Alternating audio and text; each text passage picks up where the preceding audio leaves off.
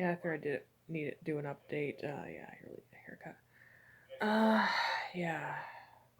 Yesterday, March 26th, I had to 2023. I had to have Minnow euthanized. She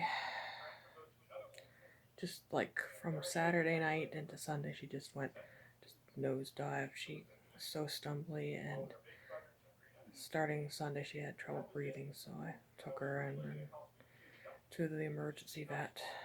Luckily, the one that was working was Doctor uh, Harry, the one that had been in charge of her end of life care, hospice care.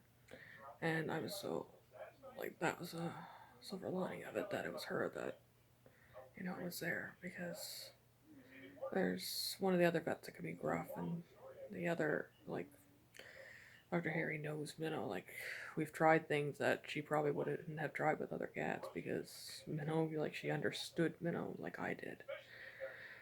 So that's how that is. But yeah, she had a really good report at the beginning of the month. Her blood work came back and it was really good.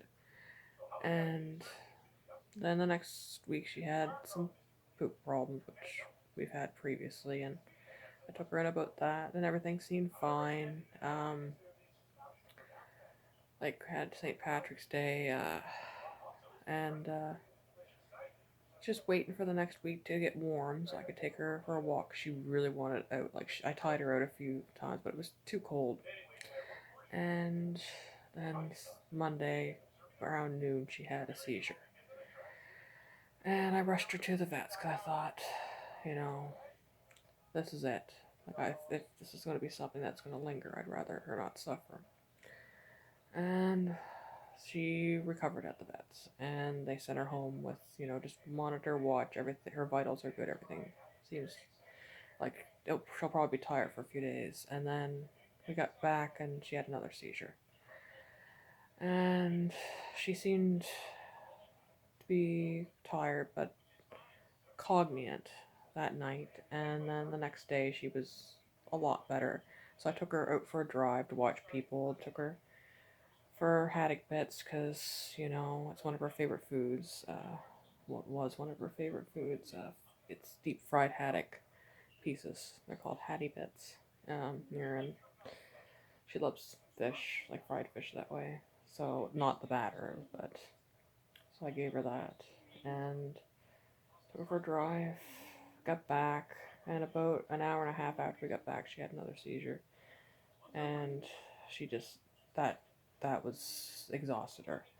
But she was seemed to be getting better over the week. I gave her some appetite stimulant after talking to the vet, and she was eating and just tired, but getting around, eating, and then like even Saturday during the day, she was climbing things and eating, and then Saturday night she just was stumbly and she just went on Sunday. It was just like I went to hold her and she didn't want to be held. Like she usually loved to be held, and she wanted in my arms because she just couldn't breathe good. And that's when I was like, no. So I called and I was just so relieved that it was Dr. Harry on call. So anyway, I got her back and buried her today. Big truck box, like the thing you put on the back of the truck. One of those storage boxes, like one of those big heavy metal ones that she's buried in with her favorite farm blanket. There was a blanket with like a county fair farm thing print on the back of it. The red felt on the front, and she had loved that since she was a kitten, so I wrapped her in that. Like any chance I had, if I went camping or something, I'd use that blanket because it's just her favorite. And some toys, a few of those rattling real fur mice that she liked. One of her puff balls, the one that she used to pick out quite a bit. And there was a Meow Box toy that was like a ping pong ball on like a worm on a string toy that she really really loved. So I gave her that. buried her with that, and one of those wicker balls that she would like, and there was a mouse that she had had from when she was a kitten. That was one a family friend gave me, like a kitten kit when I adopted her, and for a birthday present, because Minnow was also a birthday present. And even though I got her a month before my birthday, but and that had been sewn so many times, like sewn, and she'd sit and watch it get sewed, and so I buried her with that, and yeah, it's kind of just how fast she went because she had such a good report. I finally felt like I could catch my breath with her. And yeah. So that's how it is. At least she's buried. She's buried.